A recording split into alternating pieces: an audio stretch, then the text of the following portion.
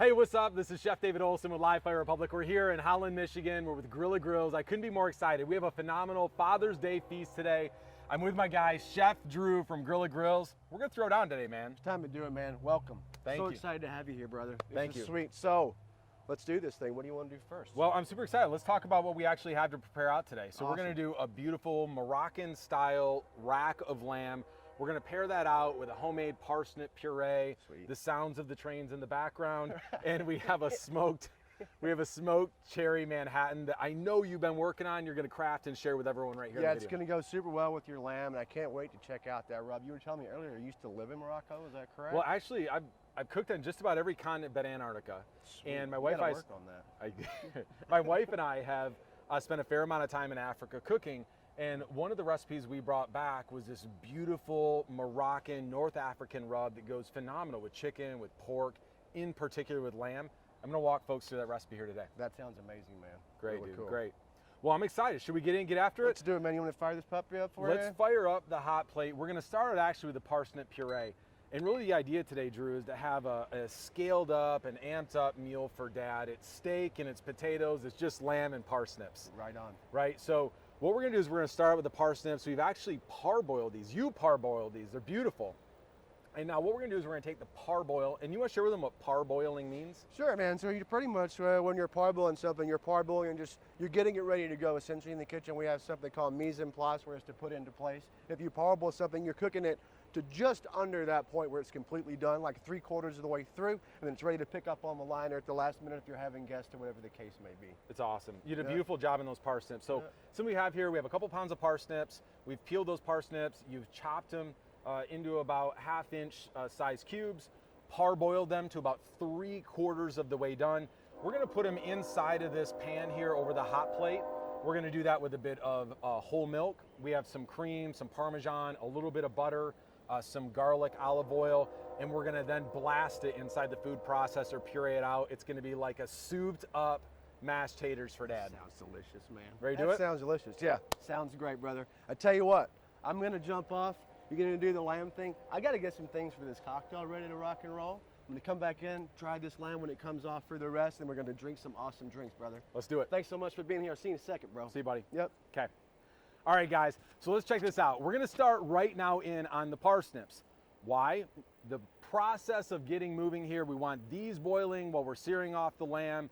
We're gonna have everything finished and wrapped about the same time. So let's start here. Using the hands, simply just gonna get the parsnip into the pan. You can hear the sizzle. We're cooking at about 400 and 450 right now inside of that pan. Next up is gonna be the milk, and that's the whole milk. Super, super easy stuff. What I love about this recipe is it uses ingredients you most likely have already on hand, and if not, you can easily find at the market. Okay, first up, we have heavy cream. So parsnip in, parboiled 3/4 of the way through, back inside of the pan, heavy cream. We have about 1/2 cup of heavy cream. Next up, whole milk. We have a cup of whole milk. 1 cup whole milk going in. Next, butter. We have 3 tablespoons of butter going in. Boom, done. Next, we have about 3/4 a cup of Parmesan. Really beautiful stuff. This is just a really nice chopped up Parmesan, nothing too crazy. And then we have a tablespoon. We have about a tablespoon of garlic if it chooses to actually come out of our little glass dish here. Perfect. And then I'm gonna finish with olive oil. I want about a tablespoon or so of olive oil. The olive oil and the butter is really nice. This is actually a recipe that I learned while in Iceland, actually. Iceland's really neat in the way that a lot of their food culture has been established and built historically around preservation, right? They have long, hard, cold winters, very short summers. We're gonna hit this with just a little bit of kosher salt, black peppercorn, add a little bit of spice, everything nice to that. It's gonna be really good, right? So let's just go in here, and I'm just gonna use a masher, and we're just gonna let this go. We're gonna bring this up to a boil, dial it back to the simmer, and we're gonna just let it go. And what I'm looking for is the last 1/4 of the way done of these parsnips. last quarter of the way done of parsnips. They're gonna be super soft, fork tender, and then as soon as that's done, we'll get them directly inside of the puree machine here. Okay, should we talk about lamb? Is it time to talk about lamb? Is it time to get it over the Kamado? We're gonna fire these bad boys up. It's gonna be really phenomenal. So here we go. We have these beautiful, that's fantastic. Chef, that's amazing. Thanks, man. I do what I can, I try. That's really good. This is the smoked cherry Manhattan. I know that last week on Grilla Grills, they made the smoked cherry simple syrup. This is outstanding. This is really good. I would say bourbon is not necessarily my speed. This is amazing. This is really good. Go check that out if you guys get the chance. So here's what we have. We have some Icelandic lamb chops. You can see that beautiful color. One of the things I really love about lamb that often we try to mask is the flavor. People will say, well, it's kind of gamey. It kind of tastes lamby. Well, like, I like steak because it tastes steaky. And I like chicken because it tastes chickeny. And I like, I don't know, ribs because they taste ribby. I like lamb for the taste. I'm not trying to cover it up and mask it. I want that flavor, right? So I'm gonna show you some ways that you can really complement that and build that out. And we're gonna do that through this Moroccan style recipe using a ras el hanout that I learned while my wife and I were in Morocco. It's this beautiful combination. I'm gonna get you guys kind of really close up on the screen here. You can see this ball mason jar. Check out the myriad of flavors. Now, a traditional ras el hanout uses somewhere between 15 to 22, 23 different ingredients. It's warm, it's fragrant, and I wish you guys could smell this directly through the screen. We have everything in here from cinnamon to cardamom to allspice. We have black pepper, there's some red pepper in there, kosher salt, a little bit of sugar, not much. Everything essentially but the kitchen sink goes into this. It's phenomenal. There's some cumin in there as well, really, really nice. So with this lamb, what we're gonna do is we're gonna score it, dress it with some olive oil, hit it kosher salt, black peppercorn, the ras el hanout. I have some dry parsley and a little bit of brown sugar that's gonna finish that up. So let's get our chef knives in and get running. So now a scoring is just simply a very small slice that just breaks the plane here of the fat. And you're gonna see I'm gonna run a cross-hatch fashion atop the lamb that's gonna be used to score the exterior.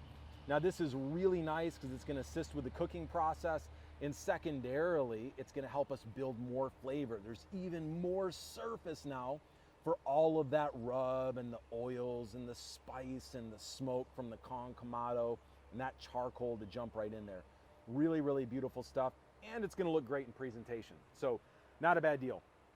Now let's talk a little bit while I'm scoring out this meat what the goal and objective is.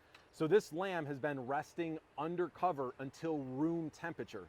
I think a mistake folks often make at home is they're cooking the meat, whether it's steak, chicken, ribs, whatever it might be, directly out of the refrigerator. What's really difficult about that is for me to elevate this to an internal temperature of 120 degrees. If the food is cold, it just takes longer to cook, right? Food cooks from outside in. And for me to get this up to 120 degrees is next to impossible without drying out the food that we're preparing. So here we go, getting this in. Do a quick score here. And again, no hard and fast rules around this. We just wanna be about 1/4 to 1/2 inch wide on our cuts. And we're only going just below the surface. And what we're doing is we're assisting the cooking process. This will help expedite the cooking process. It will also create more surface for that rub, for that crust. It's gonna be a really, really phenomenal presentation additionally. So here we go. Now the goal and objective with lamb is that we wanna preserve this to about 120 degrees internal on the temp, which means that I'm probably gonna remove it from the grill around the 115-ish mark. I like a really nice low end, medium rare. Again, if you like your lamb cooked additionally, you like it cooked longer, you like it more well done, we'll cook it longer and cook it more well done. I just really enjoy mine on the low end of that medium rare. So that's how we're gonna prepare it today. And I'll show you a great method for that. All right, now that we're in, look at those slices. Again, nothing too crazy, just going really nice, really easy here, coming through.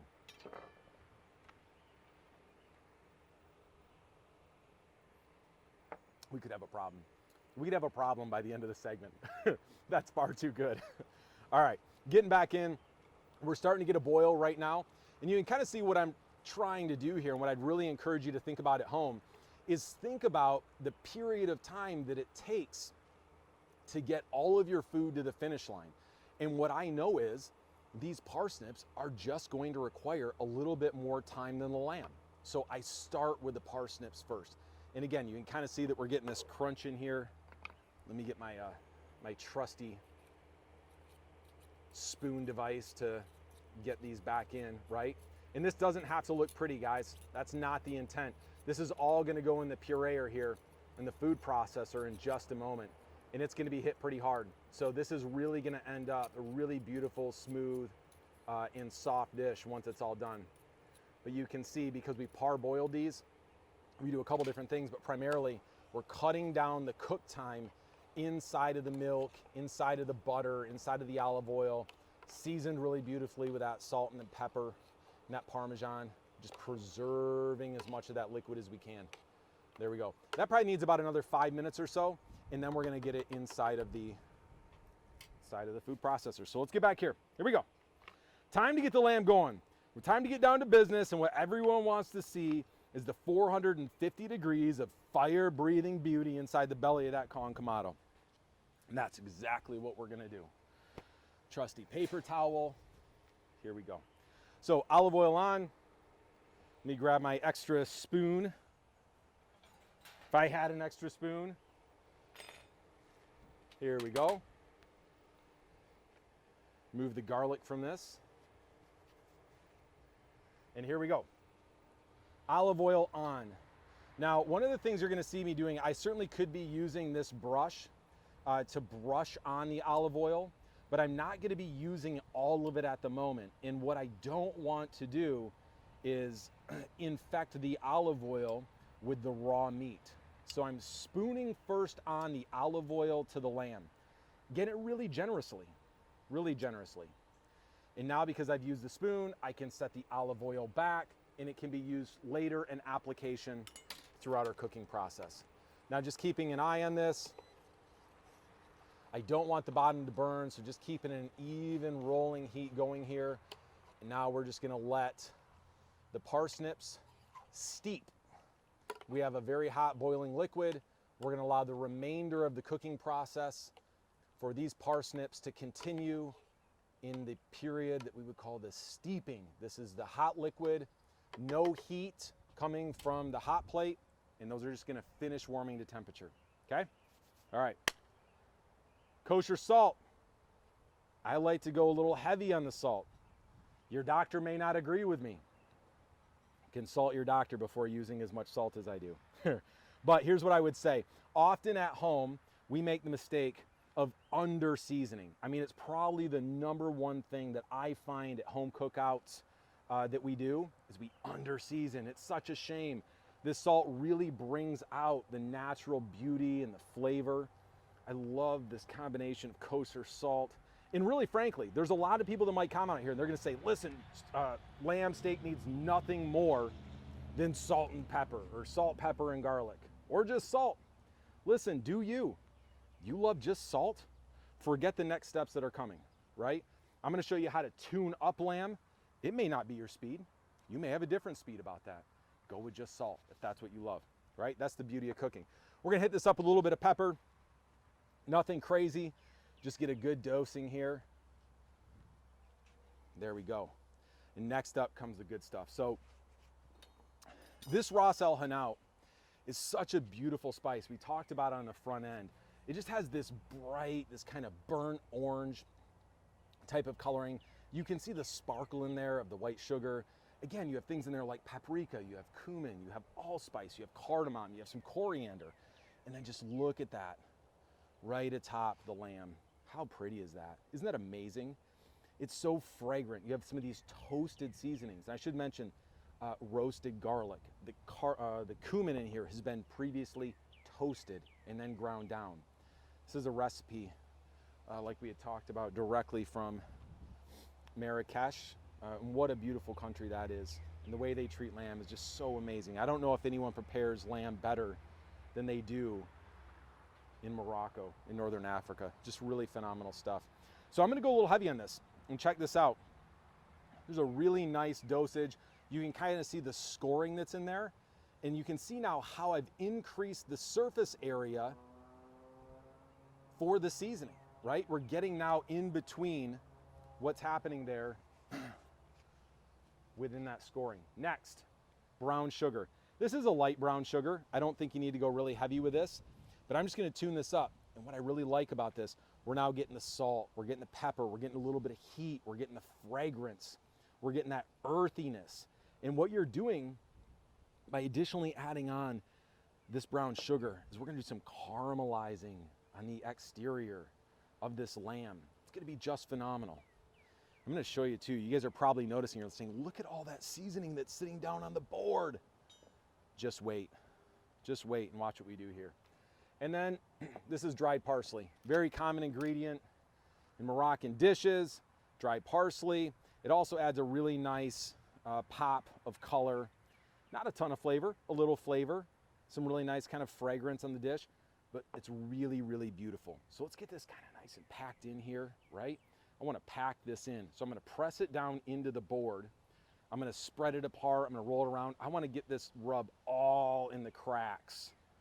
And then the exterior, that seasoning that I talked to you about that's sitting on the board, check that out. Now I have every component rubbed on those racks. Look at that, in between all of the scoring, you've now increased your surface area by about 50%. Just amazing, really beautiful stuff. So same thing, and I'm gonna tell you guys in just a second how you know you're gonna be ready to go. So with this lamb, you wanna do when you get this rub on, I wanna wait for the tack to build before I get this on the grill. Now the tack, you're gonna see inside of that rub, I don't want any of this rub falling off. I don't want any rub falling off through the grill grate. So in effort to accomplish that, I'm gonna let the lamb sit for a few moments until I start to see, and you'll notice a pretty clear difference even between the two. But look at the top end here. The top end of that seasoning has not started its tack. Now look over here. Now this is the tack that you wanna see atop the lamb. It's wet, it's cured in, it's beautiful, and you're not gonna lose the seasoning through the grill grate. So let's move on. Now what we're gonna do is we're gonna prepare the puree before we sear. So let's get out here, let's get the parsnips directly into the food processor. There we go. There we go. Boiled out in milk. We have the whole milk. We have the cream. We have the butter. That's all I want to do. Just fill it in. Super easy. You can also use an immersion blender if it's something that you have at home. This is so easy though. It's going to be one touch, ready to rock. Now check this out. There we go. In. Now, top, pop. One more time. Top, pop, lock, on. Come on. Here we go. On.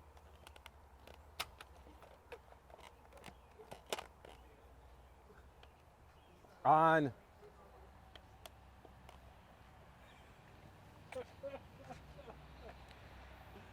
And that's the problem. Top, pop, lock, power, puree. We're gonna let that do its work. I wanna get away from this machine. It's gonna speed up. It's gonna turn this really, really beautiful. There we go, there it goes. Look at the speed, it's running now. It's gonna be beautiful, it's gonna be creamy. We have some of that garlic in there. We have in there the potato, we have in there the parsnip, we have the whole milk, we have the cream, the Parmesan. It's gonna be outstanding. We're gonna let that just do its work. Let's come on over here, grab a sip. We need it at this juncture. My Manhattan's amazing.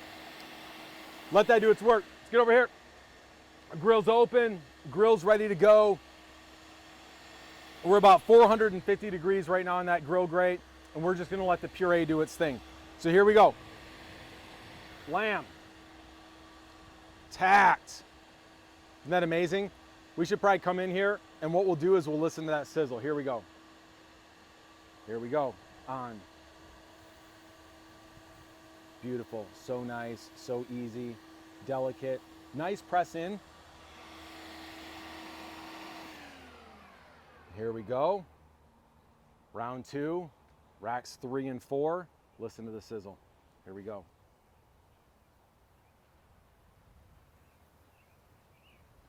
Gentle press and let sit. Now, here's the key on this Kong, is with this lamb, I'm gonna encrust with the grill lid open. So we're gonna move around this lamb, we're gonna let it kind of do its work, but I'm gonna leave the grill lid open. The intent here isn't to cook through, it's to encrust, it's to sear, it's to caramelize, it's to develop the flavor through the scoring of that fat cap. I'm not yet going to close the lid. At the end, I will, but not for long, okay? So let's let that sit. Now what we're gonna do is exchange our boards.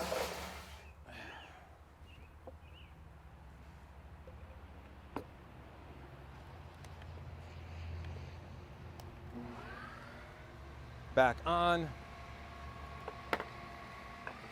Now Dom, I just wanted to hit this up a little bit more. We're gonna get this to a really, really nice creamy consistency. And again, no hard and fast rules on this. If it doesn't meet the consistency that you're looking for and you want it a little thinner, I'd encourage you to add a little bit more milk, but only a tablespoon or 2 at a time. And we're almost there. I'm gonna take you guys in just a minute. As soon as this finishes up cooking, we'll check it out. I think it's gonna be phenomenal. And we are almost there. That's so beautiful. Let's take a peek.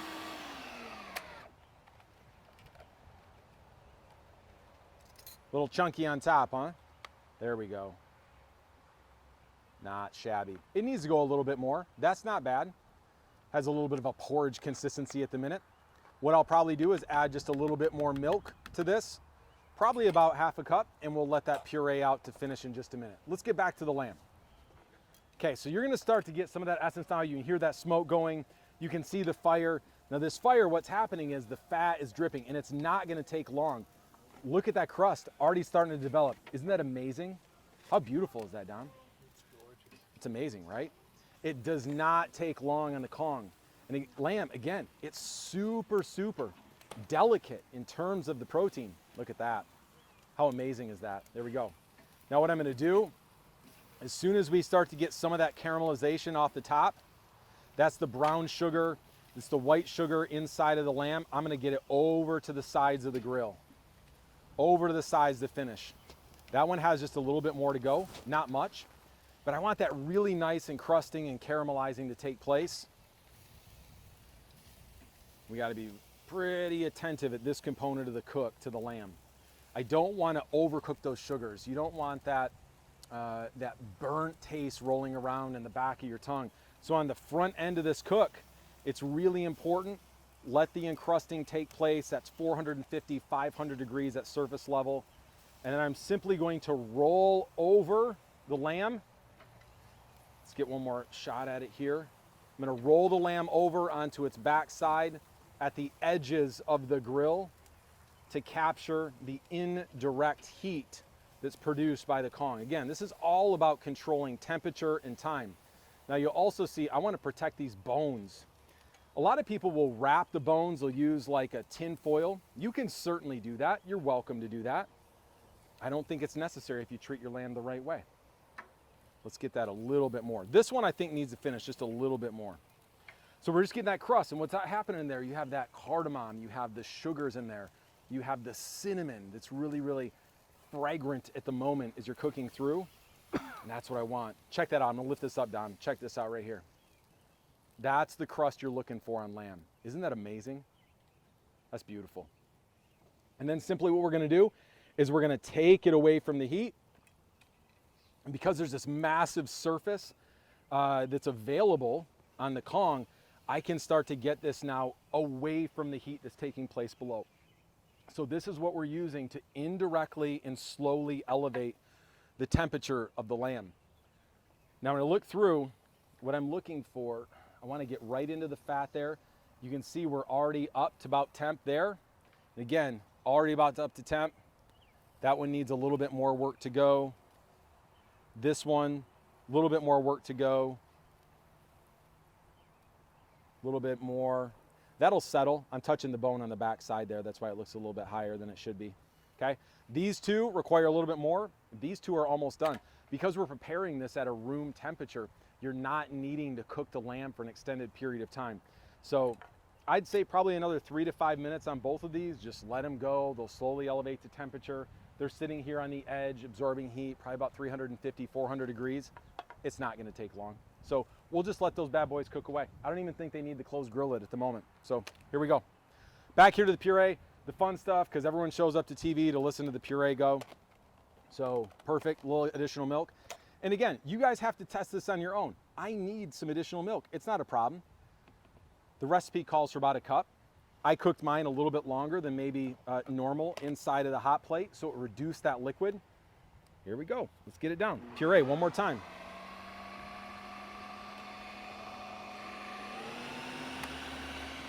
And again, we're just trying to get that liquid in a little bit more, get it really nice and incorporated. So that was about an extra cup.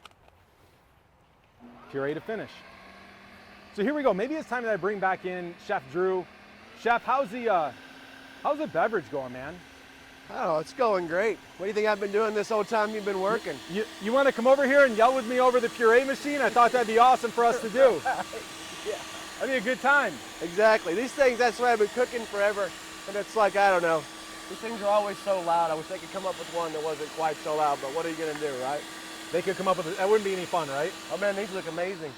Yeah, let's get over here and check these out. So, Chef, what I've done over here, we've seared the exterior of that scored fat cap. Right on. We have the white sugar that's inside of the Ras El Hanout. We have the brown sugar that we added in. We have the black pepper. We have the kosher salt, the Ras El Hanout. It's really, really nice. I only seared it enough. You see, we have some of this charring on the bones. That's some of the fat and the tendons and the additional items that are around the bones that really didn't come off. They're getting charred out. But now I'm just setting them around the exterior of that Kong to just absorb some of that indirect heat and allow them to finish coming up to temperature.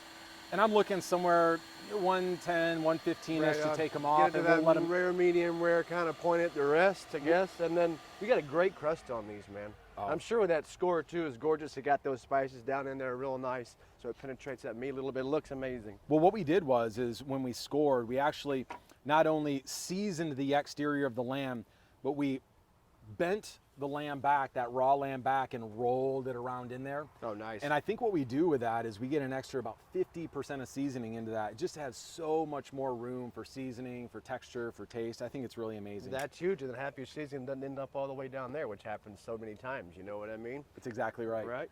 So, Chef, I'm a big believer that you cook to temperature, not to time. And you see a lot of these guys on TV and they'll like push on their chins or their cheeks or their hands or for me, after my pandemic body, I'll just push on my belly. I don't know.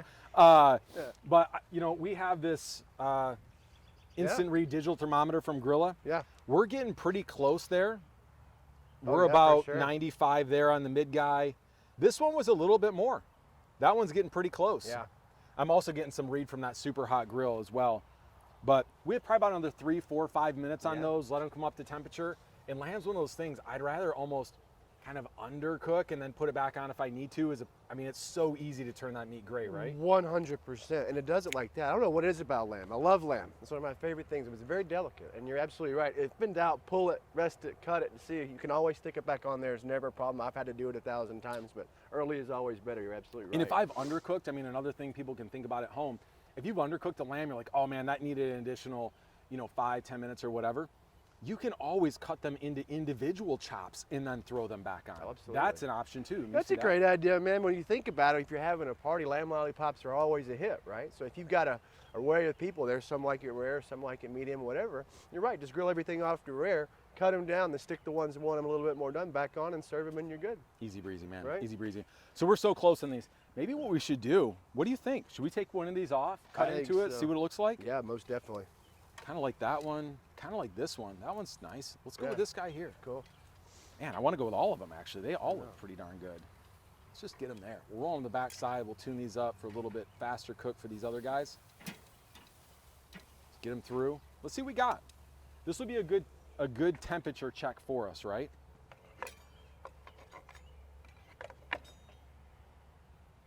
So what we're gonna do. Chef, I don't know about you, but there's a little curve in the bone. Yep. I seem to hit it every time. I do. 100% of the time, I swear that I hit that bone, right? Right. So here's what I'll do. I'll grab a cross, and I'm just gonna follow this through. Now, one of the key here with the lamb, we're gonna let this for theirs. I just wanna use this to show the cameras kind of where we're at from a temperature perspective. I think we're really nice. It cut through like butter. That was amazing, right? So what I'll do is I'll grab the lamb with my tongs right across the bones, these Frenched bones. I'll roll it backwards because you're gonna see that lamb bone, it kind of comes in and it curves. So it gives me a good indication of kind of where I need to be, right? Right on. All right, so test. A little bit more to cook, right? A little bit more. I think those are beautiful, but yeah, just a touch more. I think those are great. Yeah. Those are gonna be for me. We Yeah. call that right I there. would eat that. We call I would that, eat that right we call now. that the chef bite right there. Right, That's the absolutely. chef bite. Yep. So we'll let those guys out there finish cooking. Why don't we take a peek and see what the updated puree looks like, huh? Oh, that looks nice. Okay. Smells delicious. I love the aromatics of that parsnip. I mean, potatoes are fine if you want to do it, but parsnips just add, I don't know, just an extra layer to everything that you put them in. You know what I mean? Give some indication here for folks. We'll show them what it looks like, right? So look here. Really nice. The flavor on this. It's good, chef. Right on. It's really good. Why don't I welcome you to a chef bite in there if you'd like it. Sounds great. I'm going to do it. I might grab one more. That's perfect. I love the Doesn't flavor of need that garlic, Oh, Parmesan. it's absolutely perfect. That Parmesan comes through just a little bit, but just perfectly as well. Did you salt it at all? We did. Nice. Yeah.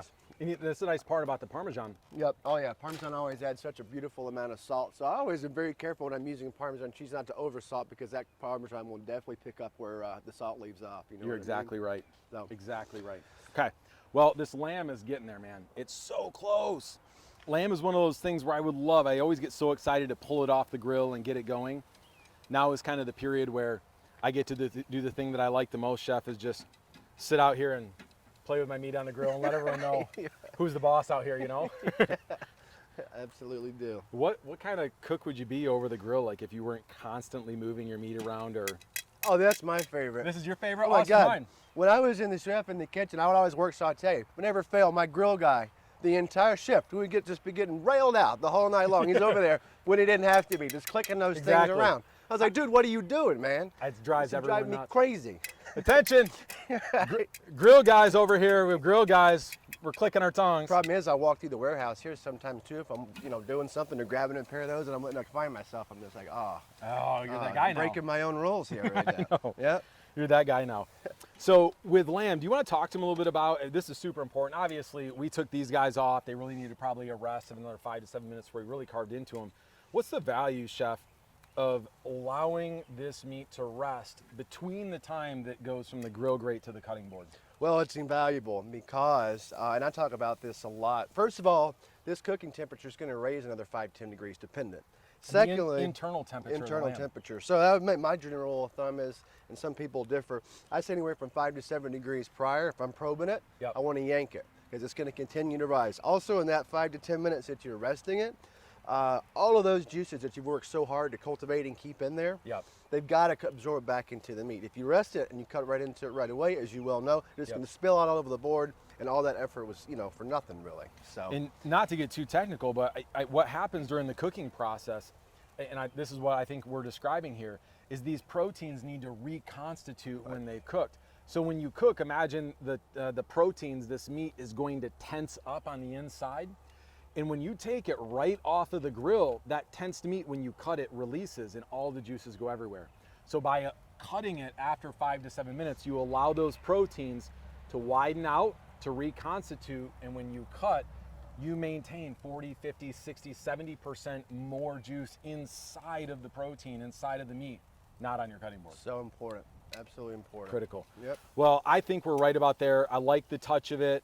I like the feel of that. I think those few extra minutes got them just over the edge. We're gonna go back to cutting board with these guys. Right on. We're gonna let them rest. Doesn't it smell amazing? Yeah, it smells incredible. We're gonna get on these. We're gonna get on these. All right. So now we're gonna let this rest. Let's talk about kind of building out the dish. Let's talk about some of the different things that we have going on here. Now we talked about building out this dish. The idea was something simple, something lighter for dad, like the steak and potatoes mode, but like something a little bit different, something a little bit more. And that's where we got kind of this Icelandic style lamb. We have the Moroccan style seasoning, the parsnips in place of the potatoes. It just adds a whole nother flavor to Father's Day, right? It really makes it special, you know? It's a special day, and this just takes it to that next level. You nailed it when you came up with this. I mean, it's incredible. What's it's a more great special dish. than dad? Right. What's more special than dad? Sorry, all the moms out there. You. So when we get through, hey, so we have the protein, we have some of the saltiness, we have that fragrance of the toasted spices, we have the herbs in here. Right. And then you just tasted the puree. It's this creaminess, it's the milks, it's the cream, it's the Parmesan. Such a great complement together, right? Oh, it's delicious. And also those parsnips, just a touch of sweetness, which just counterbalances in the best way possible everything that's going on here. It's just that last component that it's just there. And That's it's really, right. really good. So what we're gonna do here, I have this. This is actually, I'm really excited about this. We worked on this before today. This is actually a parsley and green onion oil. It's so easy, but it's a cool way to just dress up any dish. So I'm gonna garnish this dish with this green onion and parsley oil. And here's how I made it. I simply poured in a couple cups of olive oil into a dish. I then added a bunch of parsley, fresh parsley, including the stems, green onion, just the green parts, not the white. And then I hid it inside the pureer here in the food processor. Nice. Then I took like a sieve, like the really close mesh thing, right? And I just poured the combination of the herbs and the fibrous parts and the oils through that sieve. And it came out this beautiful green oil. I'll see if I can actually dress this up for you and show you guys here, but check this out. This is just kind of a really cool way to add some different flavor. The green onion actually adds kind of a really nice little bit of spiciness to this. Oh, I'm sure. But just really kind of a cool garnish. You're gonna see it when we put it right atop the... man. Oh, that's delicious. Really good. Super, super fresh. Very fresh. Very fragrant, Yeah. right? Mm-hmm. So that easy combination of herb, oil, puree, and then strain it through the sieve is so easy. You could do it with a myriad of different, you could do rosemary, you could do thyme, you could do chives, whatever you want to do, right? You could build your own dressing oils. They add so much flavor, fragrance, and beauty to the plate. I think it's phenomenal. Right on. Cool. Can't wait. Well, with this getting rested here, what do you say maybe we build the dish? Do you have a beverage to share with us? Do you want to talk about your beverage while we're building? I'd love to, man. Okay. Absolutely. Why don't we do that? So what I'm hoping here, and I think is really going to happen when you're explaining to me your spice blend, I'm like, oh wow, this is going to be great. So what we did is we took some cherries, we smoked them for about 45 minutes. We left the pit in them. We took them out and we made a 1-to-1 simple syrup. So literally just ratio, you know what I mean, 1-to-1. So you know, but I think we made about a quart of it to about 2 pounds of cherries. And then we just put them in a bowl, non-reactive bowl, glass bowl, the cherries, and we took our simple syrup, we poured it over there, we covered it, we let it come to room temperature after we made the simple syrup, and we pulled the cherries off. Cherries went about, I'd say an hour to an hour and a half at 225, just right on the smoker, no worries. Let them go for 24 hours overnight in the fridge, pulled it, strained it, and then we have a very simple syrup. It's ready to go. So you have a simple syrup with smoked cherries that you prepared right out here on the grill? Right out here. I literally did it right here. We That's did it amazing. for all of our Grilla Grills fan. We have a whole segment on it, so definitely check that out. And then we kept the cherries for our garnish. I mean, there's no reason to get rid of them. They're amazing and they're ready to go. They're already sweet. They're already smoky from sitting in that simple syrup for so long.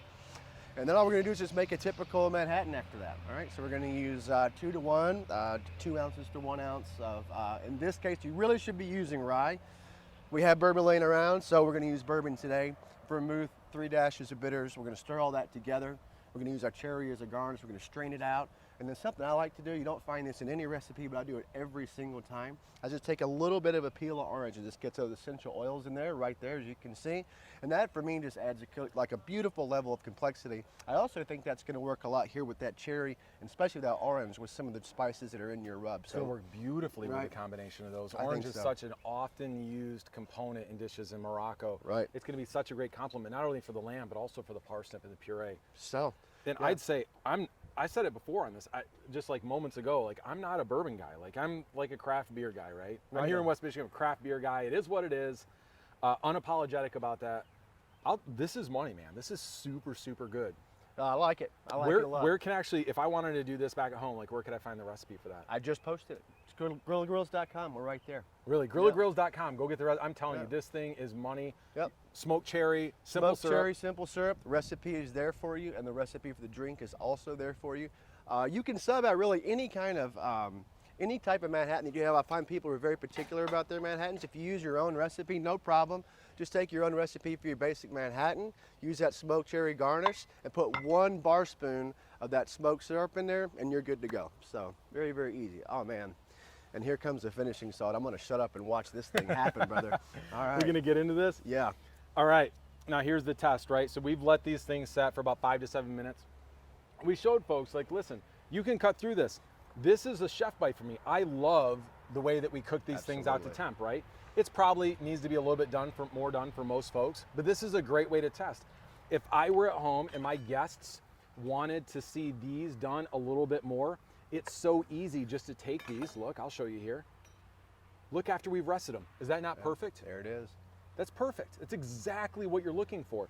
Now, if you're at home and you want those done a little bit more, if you're someone that does not like your lamb medium rare, go right back to the grill to these. But what I do first, toss a little olive oil, a little bit more seasoning, some salt, pepper, then go hit it right on the grill, Agreed. right? Yep. It's an easy way to make everyone happy, which, how often does that happen? Well, not I too found in life often. I never make anyone happy, let alone everyone happy, you know? Just ask my wife, she'll tell you the same thing about me. All right, man. All right. You ready to do this test? Here am. we go. So these are the ones that were on for an extra few minutes. I'm simply gonna do the same thing. Let me get my tongs here. And I'll show you guys simply what I do is I grab them by the bones here, turn them around, fat cap down. And what I'm doing is I'm looking, you're gonna see there's this slight curvature in the bone here when you go through. So I'm gonna ride that bone right there, all the way down through that joint and simply cut through.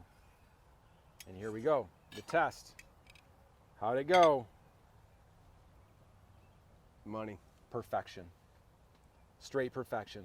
And so simple, so easy on the Kong. And look how tender that is right there. Isn't that amazing? It's wall to wall pink from one edge of the crust to the other. And then check out the exterior here. Look at how beautiful that is. That's the Ras El Hanout seasoning, the kosher salt, the black peppercorn. We have in there a bit of the brown sugar, some dried parsley. That olive oil is got down in there along with those spices.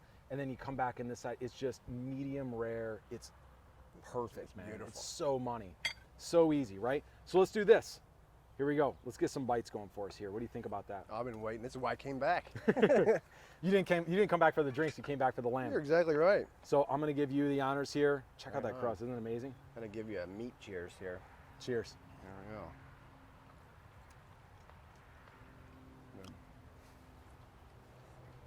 Insane. That's good. That's so good. It's so juicy. And look, I mean, we let this meat.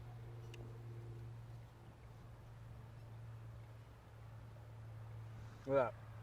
That's all the juice that stays in the lamb because of the rest period. Look at that. Isn't it amazing? Yep.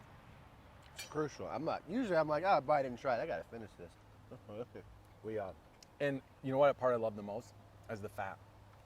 Like lamb fat is so money when you caramelize it. Oh my God. You have that Ras El Hanout seasoning. It's so good.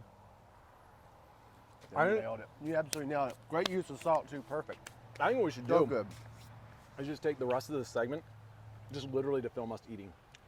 Just eating this. I'm all about that. Love it. All right, so here we All go. I'll clean myself up so I don't embarrass my family and my wife by how I'm presented on camera here. All right, let's get into this. Use one of my myriad of spoons. The Puree thing, that food processor, I now have found how to work. And I'm simply gonna go in just a few spoon worths, right? I don't need anything crazy. And again, this is a puree. It could probably go a little longer if you ask me. It's all good. It tastes amazing. The flavor's incredible. There you go. There you go. This is probably 3 to 4 tablespoons worth inside the dish. Let me clean this up. And I'll use my fingers because I'm eating it. And then I'm just gonna go like so. I'm gonna cut off. I like when I'm out here, I like a couple extra. I like those double. I like the doubles. I You know what agree. I'm saying? Absolutely. It's so nice in presentation. I love the end cut because there's also, we season that side of it too. And just look at this right here. I'm gonna go kind of like a cross fashion here and check that out. How beautiful is that, right? Now what we're gonna do is I'm gonna take this parsley oil that we built out. It has a little bit of spice to it. It has some heat from that green onion.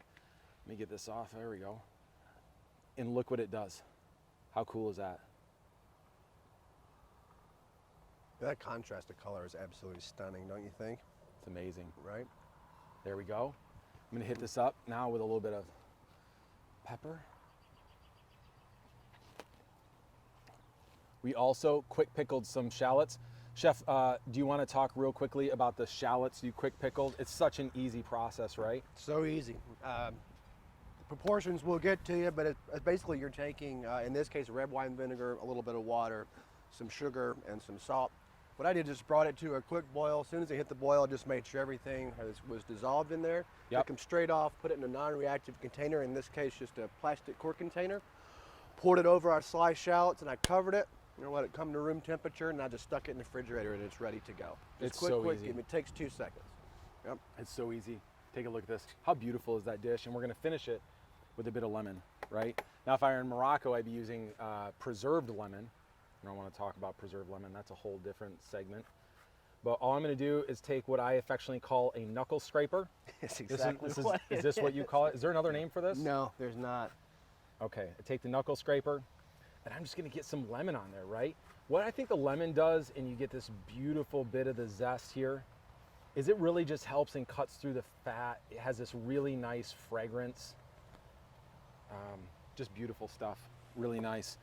And there we go. We have this beautiful Icelandic lamb seasoned with a Moroccan Ras El Hanout, brown sugar, kosher salt, black peppercorn, a parsnip Parmesan puree with a quick pickled shallot, dried herbs, and lemon zest.